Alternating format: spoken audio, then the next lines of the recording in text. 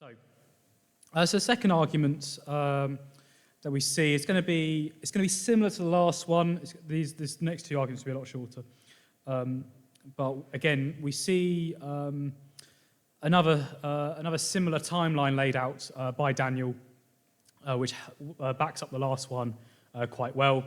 So it's this idea of the 70 weeks of Daniel, and we'll get into what exactly that is if you're unsure. But all I'm going to do, I'm going to show how the 69 weeks have already been fulfilled, and we're currently in this in-between period called the Church Age. And the Church Age finishes when the 70th week begins, which is as stated in Daniel. This applies to Jewish people. So again, we've got 70 weeks that's applied to the Jewish people or Israel, and there's a big significant gap which isn't really talked about, which we understand to be the Church Age. Again, going over that point that there is no crossover between like the age that applies to Israel and the age that applies to the church. And these 70 weeks don't apply to us. So therefore, as dispensationalists, we should be able to believe that the 70th week doesn't apply to us, but applies to Israel, and we're not there. So if we're not there, we've been raptured prior to that. So we see this in Daniel 9. So the context of Daniel 9 is that Israel, or a portion of them, they were in exile in Babylon, which was then conquered by the Persians. So Daniel would have been exiled as well and living very successfully in Babylon, and then it was conquered by the Persians. And this was prophesied to be for 70 years. So the idea goes back to in Leviticus that the lands which obviously that Israel inhabited in that land that they were exiled from, they were told that they were to have, for every 7 years, last year, we're talking about the land, was to be like a Sabbath year. So that was to be left alone as like that Sabbath's rest for the land. Israel ignored that, so they were put into exile for 70 years. So it's effectively God saying, that land's going to get its Sabbath, whether you like it or not, effectively. So for 490 years that the Jews lived in that land for, that equates to 70 years, obviously, that there wasn't a Sabbath rest for the land. So God pulls Israel out of the land, obviously, split into two kingdoms, but they're removed from that land for 70 years, which would have been that Sabbath's rest that they should have adhered to. And Daniel, so in the context of Daniel 9, Daniel has realized that the prophecies in Jeremiah and Isaiah were about to be fulfilled. So he's done the calculations, he knows it's not very far away. So in Daniel 9, he is praying for God to forgive the Israelites, obviously for disobeying or being generally disobedient. It's the angel Gabriel that appears to Daniel in verse 20, and Gabriel was about to give a prophecy of what is going to apply to Israel. So we see Daniel 9. I'll read through it, so you can follow along as well from Daniel 9, verse 24 to 27. So 70 weeks are determined for your people and for your holy city, to finish a transgression, to make an end of sin, to make a reconciliation for iniquity, to bring an everlasting righteousness, to seal up vision and prophecy, and to anoint the most holy. Know therefore and understand that from the going forth of the command to restore and build Jerusalem until the Messiah the Prince, there shall be 7 weeks and 62 weeks. The street shall be built again, and the wall even in troublesome times.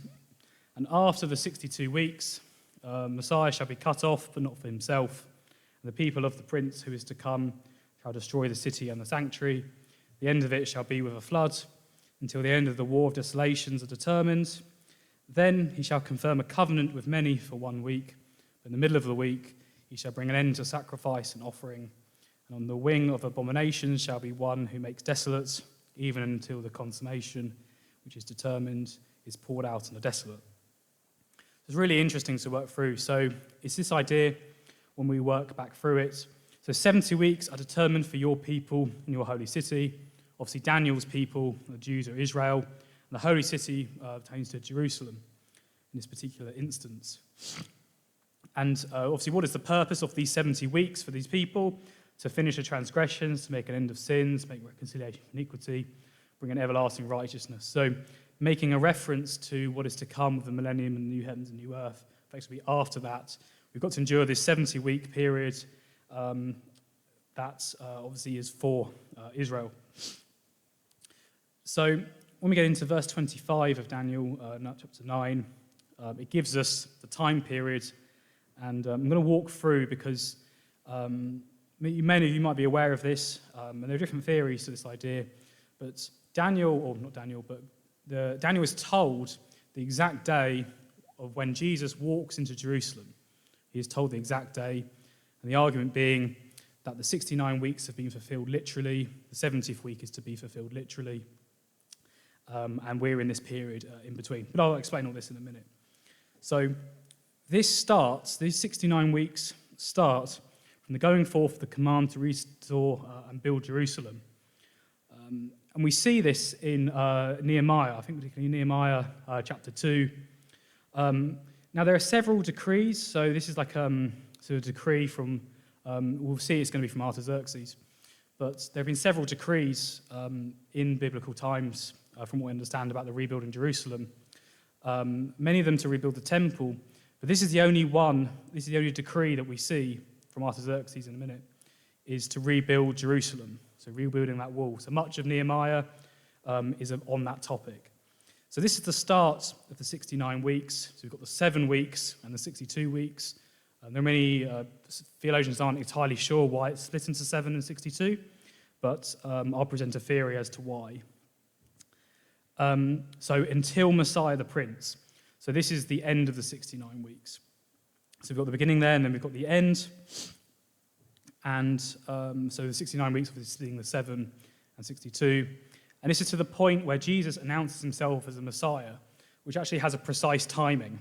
You'll see in the Gospels, many times people try to announce Jesus as the Messiah or as the King. Why don't you announce stuff now? And Jesus just simply says it's not the time.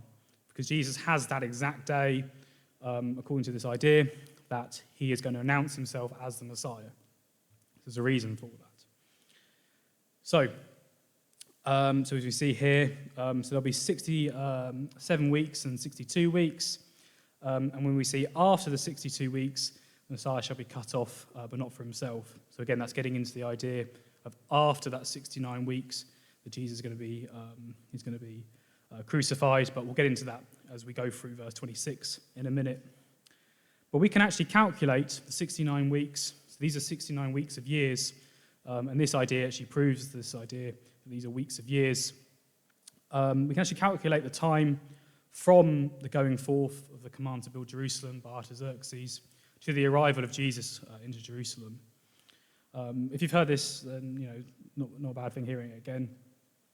So there are many theories and calculations made of how the 69 weeks gives an accurate date of Jesus' first coming. There's a guy, I believe he was in charge of Scotland Yard, Sir Robert Anderson. So he wrote a book titled The Coming Prince, which provides a calculation for the 69 weeks of Daniel, and this applies the different the calendars, because there are 3 calendars you have to consider when determining this. So before Robert Anderson came out with this book, this wasn't really a popular idea or really an idea that was understood. As we should know, actually a verse in Daniel, I can't remember quite where, but knowledge unfolds as we keep going through time. But anyway, how you come to this calculation, you can actually calculate, let's say, to the day, is that you have to consider the Jewish calendar, which is a 360-day year. You have to consider the Julian calendar, which would have been used at the time of Jesus, which is 365 and a quarter day. And then you've got the Gregorian calendar, which is slightly different, which includes the idea of a leap year. But what I'm going to do, because there are plenty of different theories you can find, but I'm going to outline the estimation based on Ken Johnson's book, The Rapture, which is free for you to look into. I really recommend looking into that. It gives a much better understanding of it. So like I say, so the 69 weeks, this starts with a decree to rebuild Jerusalem. We know from Nehemiah chapter 2 that this occurs in the month of Nisan in the 20th year of the reign of Artaxerxes. Artaxerxes took the throne, or I believe it's in the month following that, or the year following that. But Artaxerxes took the throne in 465 BC during the month of Nisan. Following the 20th year comes the calculation of March 444 BC. Okay, so this is what's understood. So this is Johnson's view on it is that the 7 weeks, so the 49 years, which ran from the decree to rebuild Jerusalem to the year Jerusalem's wall and moat were finished, we see this period in Ezra and Nehemiah, that's the initial 7 weeks that we see out of the 69. So remember, it's 7 weeks and 62 weeks. This is the 7 weeks, which represents 49 years. Remember, it's 7 sevens. So you have to do a little bit of maths here, I'm afraid. You don't like that sort of thing. So from that, we add another 62 weeks. So these are 62 weeks of years again, until the Messiah shall be cut off, but not for himself. Now, from that time that Artaxerxes gave the decree to the time Jesus walked into Jerusalem, gives us 69 weeks of years. And the calculation you have to understand is that obviously the angel Gabriel was talking about years in a 360-day calendar. Again, Jesus was operating under a Julian calendar, 365.25, and our Gregorian calendar is even slightly different to that. So until Robert Anderson really laid this out, no one had really done the calculations quite so accurately. So like I say, so this needs to be converted from a Jewish calendar, the 69 weeks of years, so 69 times 7 comes to 483 years. This needs to be converted from a Jewish calendar year to the Julian calendar year, because obviously Gabriel was using a Jewish calendar, we use a Gregorian, and Jesus obviously using a Julian calendar. So to work out, we have to work out the number of days. So to do that, we take 483 years, we multiply that by 360 to turn that into the Jewish calendar. So that gives us 173,880 days, which then takes some converting to the modern calendar, as obviously that's how we obviously do dates, which comes to 476 years and 21 days.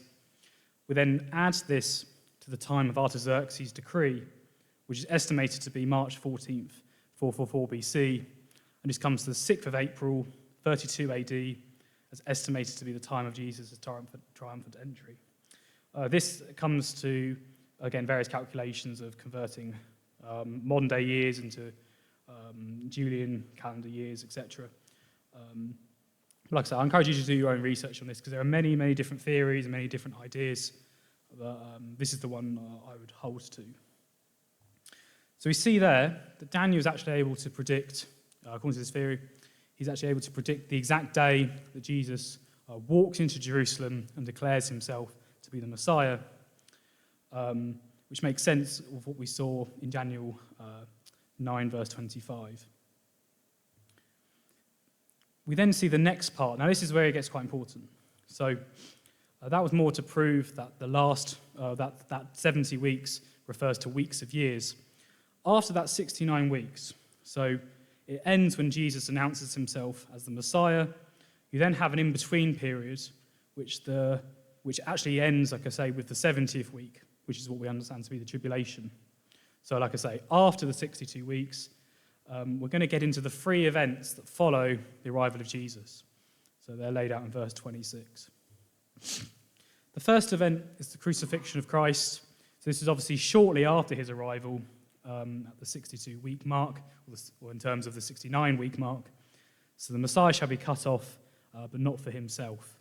I think the roots of the word in the Hebrew for cut off here is quite close to that of death. So I believe so anyway. So the idea here being obviously after 62 weeks, one of the events is that Jesus dies on the cross. The next event is, and the people of the prince who is to come shall destroy the city and the sanctuary. So obviously this is the second event, and this is talking about the destruction of Jerusalem, so the city being Jerusalem and the sanctuary being the temple. And this is fulfilled with the destruction of the temple by Titus in 70 AD. This is quite a major landmark in not only Jewish history but Roman history as well. The Jews mounted quite a large rebellion, one of the biggest they've done, and Jerusalem is heavily under siege. It's understood maybe between 1 and 2 million Jews died in that period of time. And this is done by Titus. So, again, Daniel making that prediction. So this is still during that middle age, after the 62 plus 7, so after the 69th week, but before the 70th week. And this ends this period in between, this sort of intermediate period, ends, shall we end with a flood until the end of the war desolations are determined. So obviously the last event is the end of the age. So these three events occur during this gap between the 69th and 70th week. And obviously what we talked about earlier, you can read into this idea of the flood representing the Great Tribulation. So we'd obviously clearly see that this church age is in between the 69th and 70th week, again not mentioned. There's this really interesting phenomenon in Daniel. It's written in two languages, and the parts that apply to Israel written in Hebrew, I believe it's either Aramaic or Greek that refers to the Gentiles, because in Daniel there is a Gentile timeline we get. It's where you get the phrase, the time of the Gentiles, which is another study you can go into yourself. That is written, I believe, Aramaic or Greek, I can't remember which one. But the bits that pertain to Israel are written in Hebrew. So Daniel is written in two different languages. And Daniel is also not in chronological order, but that's a different topic. But here it is written in Hebrew, which means it applies to just Israel. So when it talks about this end of the age, the whole 70 weeks, obviously that is just about Israel. And this church age ends, again, will end with a flood, which obviously we could read into that this is sort of the tribulation. That's the end of the church age. Now, if the church age ends so with the tribulation or during a tribulation, so the church goes through the tribulation, then obviously the church goes into the 70 weeks or 70th week. And that somewhat messes up the timeline and the purpose of what Daniel was laying out, or was laid out in Daniel. But also, it's sort of that idea that the 70 weeks are for your people, for Daniel, that just wouldn't make sense if the church age expands or spills over into that 70th week. We then see in Daniel 9:27, we see this idea. We then get into, verse 27 then gets into what will happen in the tribulation. So he shall confirm a covenant with many for 1 week. So this is referring obviously to the 70th week. This represents the 70 tribulation period. There are lots of very different views about the half, the middle of the week, and if the tribulation is 3.5 years, and then you get like a mid-tribulational argument. But I'm not really addressing that here. Again, that's a whole other study in itself. But many here is talking about Israel, because all we understand is the Antichrist will make a covenant with Israel, but obviously in the middle of the week, he's actually going to break his promise towards Israel. So that's what often people talk about, this 3.5 year of peace, and 3.5 period of wrath, etc. But either way. And then obviously in verse 27, we see, on the wing of abominations shall be one who makes desolate. And this is what's referenced in Matthew 24:15. So Jesus says, therefore, when you see the abomination of desolation spoken of by Daniel the prophet, standing in the holy place, whoever reads, let him understand. So the idea, again, Jesus is talking about the tribulation in Matthew 24. He talked about the end of the age, etc. It's there when the abomination of desolation is happening as spoken of by Daniel the prophet. So verse 27 is talking about that 70th week. So the whole takeaway from Daniel 9 is to say that the church age exists in between the 69th and 70th week, which is for Israel. And where you see our church age is in verse 26. It's given 3 key markers of the age that we are in. The church isn't in the previous 69 weeks or in the 70th week. Remember, as we talked about with the Feast of Moses, the church is not in the first 3 feasts, it is in the middle feast, it is not in the last 3 feasts. Again, it reinforces that point from the Old Testament that Israel and the church are almost mutually exclusive. You really understand the point of the church. The church is here as a temporary in-between period. And the whole purpose is to provoke to jealousy those who have rejected. The whole point of the church or Gentile believers is to provoke Jesus' jealousy. And Paul gets into that in Romans 9-11. And to say, if the church is in the 70th week, the gap described in Daniel can't be the church age. It's again, it sort of messes everything up. And, you'd have to insert, if we are to go through that 70th week, you have to insert the church, again, where Israel belongs. You know, it talks in Daniel that is for his people. Well, many replacement probably don't have an issue. If you hold the replacement theology, you probably don't have an issue with saying that, well, that applies to us because we're his people, we're God's people. From the Old Testament, the way that replacement will put the church into Israel, they'll say that pertains to us. But that doesn't make a lot of sense if you consider the previous 69 weeks. Obviously, the church didn't exist in the previous 69 weeks. So I don't believe they'll be there in the 70th week.